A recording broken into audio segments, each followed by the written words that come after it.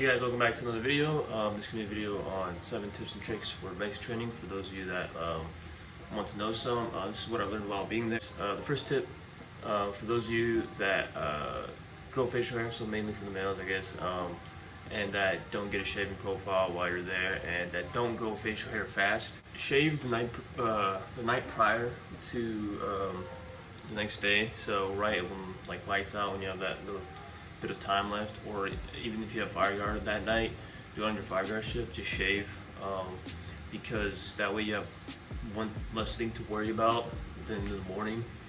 Because in the morning when you wake up, you barely have any time to brush your teeth, make your bed, and shave and all that stuff, and you have to change and sometimes pack your stuff. So my tip would be to just shave the night prior if you don't grow facial hair fast. That way you'll be good for the entire day until the next towards the evening. That's when it starts growing out again. So my recommendation is just to shave right at night, or I usually do at fire guard, because I had fire guard almost.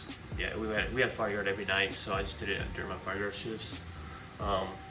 Just make sure you know that your drill sergeant, they don't come up during that time. If anything, if you're scared of that, then do it during like personal time, before lights out and stuff. Tip number 2 is do a lot of your stuff during fire guard shifts, or during fire guard shifts.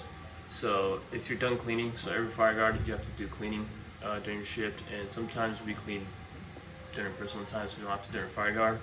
But if you have like laundry, you want to you can't shower during, but shave, write your letters. That's a good time to pass time during fire guard. You should do that during all your fire guard shift, because you have nothing else better to do. As long as you guys clean first. If you don't clean first, start doing it, your drill sergeants will get on you for that. But you want to do that, and it helps you get your stuff done, so you don't have to worry about it.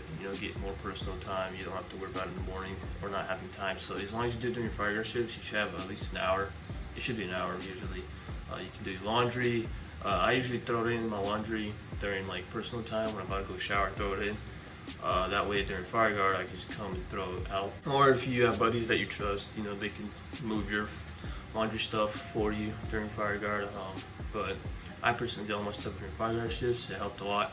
Tip number 3 is for those when you're making your bed, a little tip to help you make your bed faster. You don't have to make the entire bed. It's mainly for those companies that give you 2 2 blankets. If they don't, then this tip doesn't affect you, I guess. But basically they give us 2 blankets. So you'll have 2 blankets. So you have 2 sheets, a pillow, pillowcase, and 2 blankets. Usually it's 1. Like in AIT we have 1, but basically we have 2. And the second one's like a dust cover that you put over your pillows, like the last thing you put. And my tip for that is, instead of taking apart your entire bed to sleep in, then you have to make the whole bed in the morning. What I would do is I would take off the dust cover and use that as a blanket. So the rest of the bed stays tucked, and I just use the dust cover. I take it off, use that as a blanket, and then in the morning all I have to do is fold it and then tuck it in, and I'm done. My bed's ready. I don't have to get rushed in the morning. My bed's ready, good to go, and I can do my other stuff.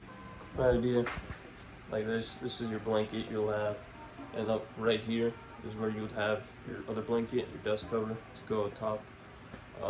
And that's where like it would cover, and I'll take it off and then sleep and then fold it back on. Tip number 4, for those of you that don't know how to tie your boots, I'll show you a way to tie your boots that is the easiest, and in my opinion it's the easiest, the fastest, and it's the most comfortable to tie your boots. The way I tie my boots, so the forward there is going to be similar to, because I get to buy good shoes, but when you get to your top, all boots are the same, but like when you tighten them up here, mainly around your ankles and stuff, you get here, pull both laces forward, and then you can go either way, it doesn't matter, but just wrap it around the boot once. Make sure you hold one part of it and wrap around so there's a hole, and you tuck the laces through. So you wrap it around, tuck the laces through, and just pull to the side, make it tight, and then do it the other way, pull the other way, and just start tucking it in the boots.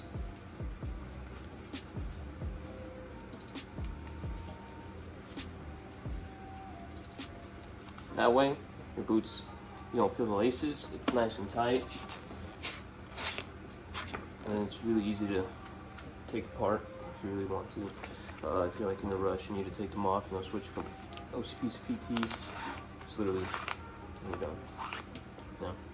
Tip number 5 is in my opinion, the fastest and easiest way to fold your clothes and have enough room in your dresser or your coffin, whatever you guys have. So you have your shirt. This works for long sleeves and other stuff. So you just fold in your sleeves so that it's just a nice straight line, and then at the bottom you want to fold so that there's at least, like say 2 inches roughly. You can do more, it's really up to you, but so that it's folded at the bottom. You have at least like 1.5 inches, 2 inches. And you want to fold your shirt into 2/3, so it's that it's one long piece, and the piece that is folded at the bottom 1.5 to 2 inches, put it to the opposite side of you and just roll really tightly.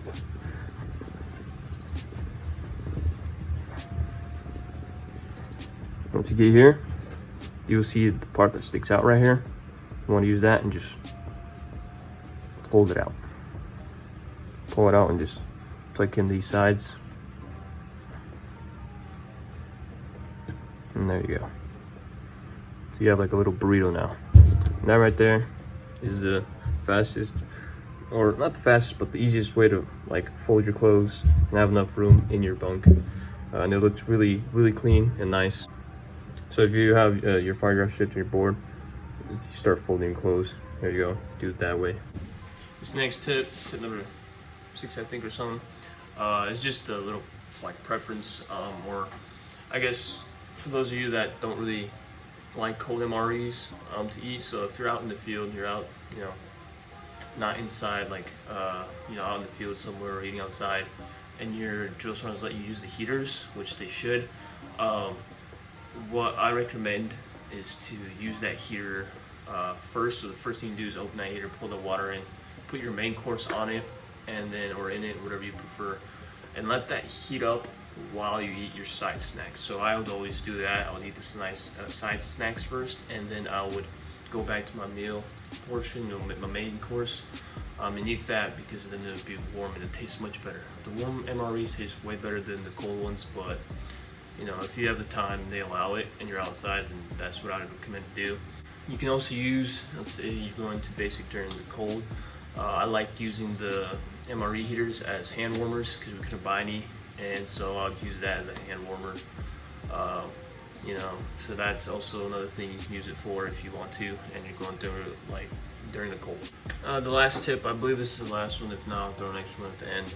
If it's not the last one, then that'll be the last one. But for those of you that don't like carrying your weapon during the rucks, because I definitely didn't. That shit was tiring. Freaking like 10 miles of rucking, holding the weapon. I didn't like that. So there's a little trick for you guys to make it so that you're not holding the weapon in your hands, so your arms can rest. Well, when you're going on rucks, you will have a flick, and that flick will have a little clip in the front. And that clip, if you extend it out, you can shove through your trigger well, the little protector in front of it, or you can mount it somewhere else. It depends on you, how you feel. And you clip it and you tighten it, then your weapon will just dangle in front of you, and it'll hold on to the flick where it's right there. So you have a little bit more weight in your front, but you don't really feel it, and it kind of evens out with the weight on your back a little bit, so it helps. And that way you just make it seem like you're holding the weapon. Just put your arms on it, and it seems like you're holding the weapon. And I did that for all my rucks, and I didn't have no problem carrying the weapon. Like, my arms were fine, and I felt great. And also, as long as your drill sergeant didn't see, my drill sergeants never saw it. Did I would just put my hand over the part that shows a little bit, and just hold my weapon, just keep walking. There you go. Oh, an extra bonus tip for those of you that are interested. You should be getting the medium rucks now, which is the little camel brown ones or whatever. And for a lot of those people, I know a lot of companies don't tell their trainees, whatever, drill sergeants don't tell their trainees and stuff. We found out on our own, but when you have since the medium rucks are much smaller, you can't always fit everything. To make room with your camelback, so that's not in the ruck, you can clip them to the side of the rucksack or on top, with the clips that they have, and that way you save space in your ruck and your camelback is easily accessible, because sometimes you have to leave your ruck and take your camelback only. That makes it much easier. I usually do it on the side. You can do it on the top if you don't like the a little bit uneven weight. And I think your whole platoon has to do it to make it, because uniformity or whatever. I don't know, I'd ask your drill sergeant, but you can do that, and it's much easier. And that's my recommendation for when you're going rucking or taking your ruck anywhere, because you have to take it everywhere. Whenever you go out to the field and stuff, or like the range or something, just put your camelback, clip it on top, on the side, so you can just take it off. Much easier to use. That's it for my tips and tricks. I hope you guys enjoy these tips and tricks. I hope they helped you out. If you didn't know already about them, I'll be making more if I think of some more, which I probably will. I'll also be doing a video, I don't know how soon, whenever my roommates are not in the room, so I can record and not bother them. So, which is, I don't know, I might make another video when I get back home already, because I got another 3 weeks left and I should be back home. So I'll be making a video on AIT soon, and then a separate video for 12 tangos only, if you're 12 tango, and how that goes. But I hope this video, guys, helped you out, and if it did, leave a like down below in the comment. If you have any questions, just leave a comment down below. I'll answer it to the best of my knowledge, and I hope this helped you out, guys, and enjoy the rest of your day. Peace out.